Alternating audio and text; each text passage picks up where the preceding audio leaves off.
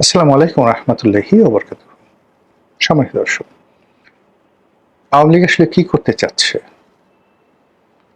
তাদের উদ্দেশ্য কি? এই পুরো বিষয়গুলো নিয়ে আমাদের বাংলাদেশে, ভারতে এবং রাজনীতি যারা সংশ্লিষ্ট মোটামুটি সবাই কনফিউজড। বিশ্ব যে মিডিয়াগুলো রয়েছে সেই মিডিয়াগুলো কনফিউজড। নরমালি বাংলাদেশ থেকে ইতিপূর্বে যারা গিয়েছেন দেশের বাইরে ক্ষমতাচ্যুত হয়ে, তারা কেউ কিন্তু বাংলাদেশে ফেরত আসতে চায়নি। বিভিন্ন রকম গালাগালি করা হয়েছে, ধরে আনবো, মেরে ফেলবো, কেটে ফেলবো, কিন্তু কেউ বলেনি যে আমি আসতেছি, we are coming in person. এটা সেই বঙ্গবন্ধুর জামানাতে যারা গেছেন তারা থেকে শুরু করে আজ অবধি কেউ আসতে চায়নি, কিন্তু একমাত্র শেখ হাসিনা এবং আওয়ামী লীগের লোকজন প্রতিদিন তারা বলছে আজ আসবো, কাল আসবো, আসছি।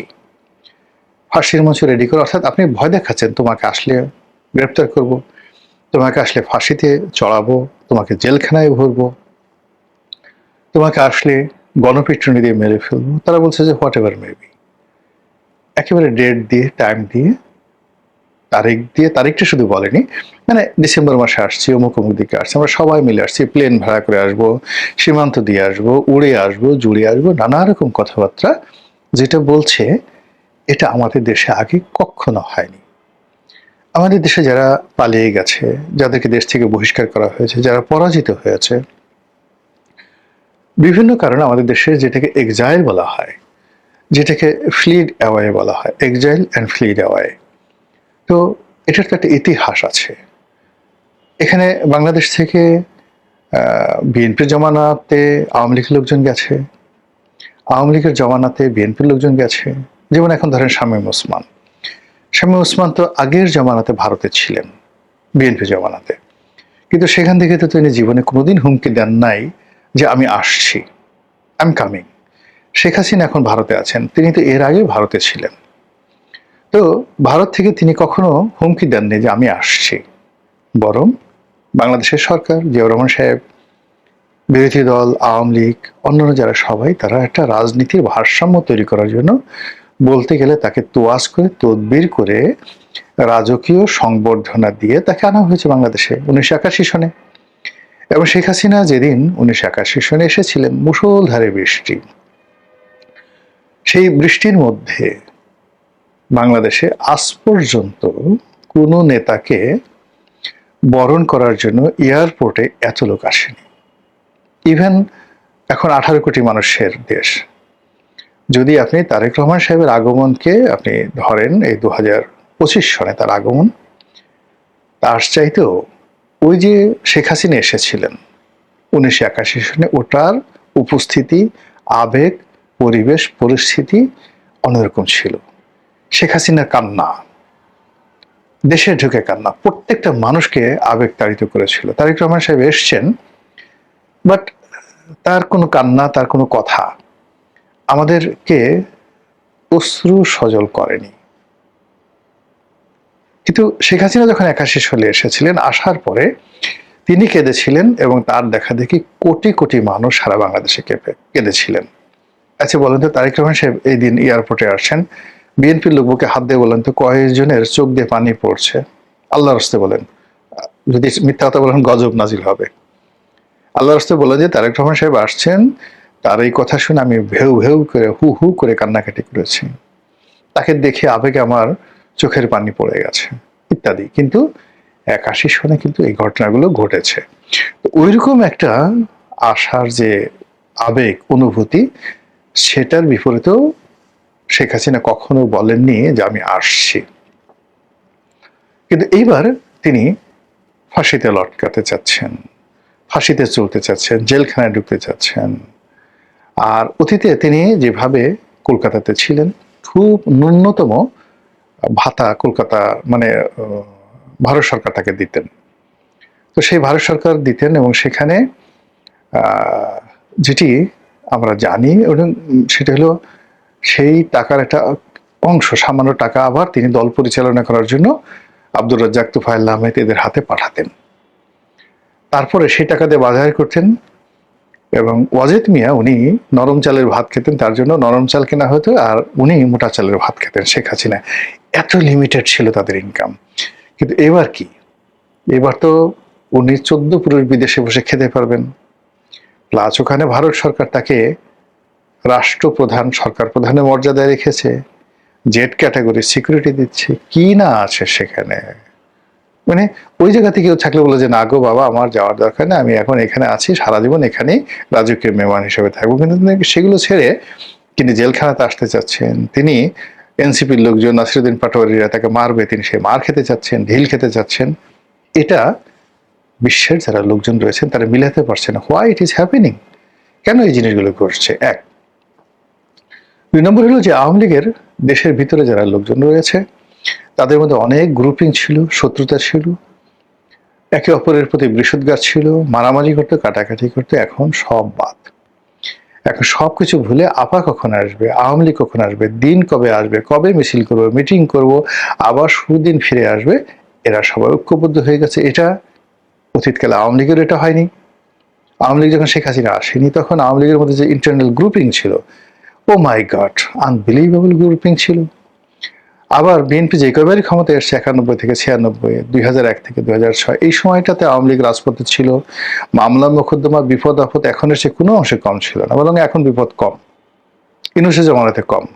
কিন্তু 1000 থেকে 2006 পর্যন্ত, 2001 থেকে 2006 পর্যন্ত আওয়ামী লীগের বিপদ বিপত্তি বেশি ছিল।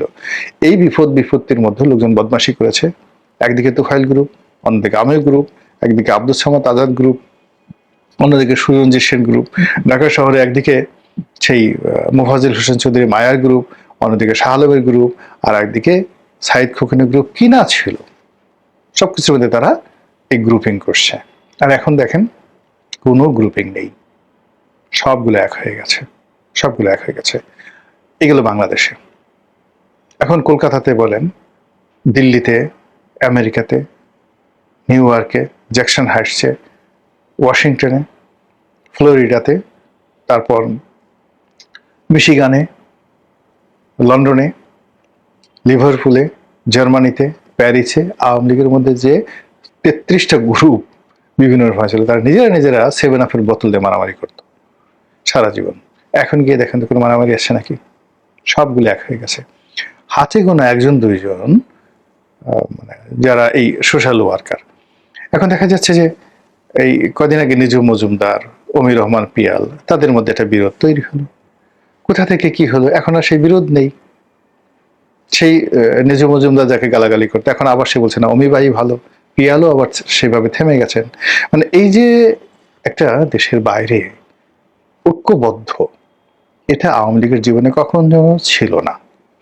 কলকাতাতে সেই কাদের সিদ্দিক সাহেব ছিলেন, হেমায়তুল্লাহ আরঙ্গ ছিলেন, ও মাই গড, তাদের যে বিরোধ, বাংলাদেশে আওয়ামী লীগের মধ্যে আমো group, Tofail group, Suranjit Sen group, Abdul Samad Azad গ্রুপের মধ্যে যে দ্বন্দ্ব সংঘাত ছিল, তার চেয়ে 100 গুণ দ্বন্দ্ব সংঘাত ছিল এই কলকাতা আওয়ামী লীগের মধ্যে 75-15 আগস্টের পরে যারা কলকাতাতে ছিলেন।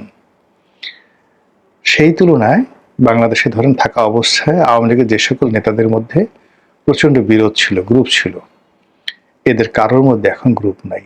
আগরতলাতে নাই, কলকাতায় নাই, তারা অনেকটা ভাই ভাইয়ের মতো গলাগলি ধরে, মানে বিপদে পড়লে যেমন দেখা গেল যে বন্যার মধ্যে পড়লে সাপ আর বেজি বা সাপ আর মানুষ একই গাছে বসে থাকে এবং কেউ কাউকে আক্রমণ করে না। এখন কলকাতাতে একই অবস্থা। প্রথমত তারা যখন গেছে একে অপরকে সাহায্য করেছে, সহযোগিতা করেছে, আর এখন তারা দিদা আসছে একটা চাঁদের হাট মিলিয়ে বসেছে, আনন্দ উল্লাস শুরু করেছে। কিভাবে সেপ্টেম্বর মাসে আসবে, নাকি অক্টোবর মাসে আসবে, নাকি ডিসেম্বর মাসে আসবে, এইগুলো নিয়ে প্রতিদিন তারা স্বপ্ন দেখছে, কথাবার্তা বলছে এবং প্ল্যান প্রোগ্রাম কিভাবে যাবে কিভাবে যাবে। আবার যারা একটু জানে, নেত্রীর সাথে দেখা করে আসে বা শেখ হাসিনার সঙ্গে দেখা করে আসে, তারা এক ধরনের কথা বলে, যারা নেত্রীর সঙ্গে টেলিফোনে কথা বলে তারা এক ধরনের আবেগ, যারা কথা বলতে পারে না তারা যারা কথা বলে তাদের সঙ্গে শুনে, এবং নিজেরা নিজেরা সেই চা, সিঙ্গারা, সমোসা, দিল্লি কা লাড্ডু এবং কলকাতার সেই বিখ্যাত যে খাবারগুলো, সেই খাবারগুলো খেয়ে একটা নিদারুণ আনন্দ উৎসব এবং আমেজের মধ্যে তারা দিন কাটাচ্ছে। এবং এই খবরগুলো গোয়েন্দা চ্যানেলে সরকার জেনে যাচ্ছে, বাংলাদেশের বিএনপি যারা নেতাকর্মী রয়েছেন তারা জানছে, এবং সব মিলিয়ে একটা কন্ট্রাস্ট তৈরি হচ্ছে। ওইদিকে আওয়ামী লীগের লোকজনের আনন্দ, এদিকে আওয়ামী লীগের লোকজনের আনন্দ, এদিকে বিএনপির ক্ষমতার গরম, তার সঙ্গে সঙ্গে আবার পিছন দিক থেকে যে কোনো সময় যে কোনো দুর্ঘটনা ঘটতে পারে, আওয়ামী লীগ ঢুকে পড়তে পারে, জামাত তাদের সঙ্গে মিলে যেতে পারে। আমেরিকা পাকিস্তানে এখন যেভাবে ইমরান খানকে সাহায্য করছে, সহযোগিতা করছে, ঠিক একইভাবে ভারত যদি এই মুহূর্তে আবার নতুন করে শেখ হাসিনাকে নিয়ে নতুন করে ভাবতে শুরু করে এবং আওয়ামী লীগের উপর যদি ভারত এবং আমেরিকা নতুন করে সমর্থন দেয়, তাহলে কি মহা সর্বনাশ ঘটতে পারে। এই টেনশনে গিয়ে দেখেন যে অনেক ক্ষমতাধর যারা লোকজন রয়েছেন তারা আসলে সুস্থ এবং স্বস্তিতে নাই। তো দেখা যাক, রাজনীতি একটা খুবই খাতারনাক, বহুত খাতারনাক বিষয়, তারপরে ডেঞ্জারাস বিষয়, আনসার্টেন বিষয়, এবং সেখানে এই আনসার্টেনের মধ্যে যারা রাজনৈতিক নেতৃত্ব সম্পন্ন তারা তাদের সুযোগগুলো বের করে নিয়ে আসে। এখন এই পরিস্থিতিতে ক্রিটিক্যাল একটা মোমেন্ট, এই মোমেন্টে কিভাবে কাজে লাগায় বিএনপি আর কিভাবে কাজে লাগায় আওয়ামী লীগ, সেটাই দেখার বিষয়। মহান আল্লাহ আমাদের সবাইকে হেদায়েত দান করুন এবং হেফাজত করুন। আসসালামু আলাইকুম ওয়া রাহমাতুল্লাহি ওয়া বারাকাতুহু।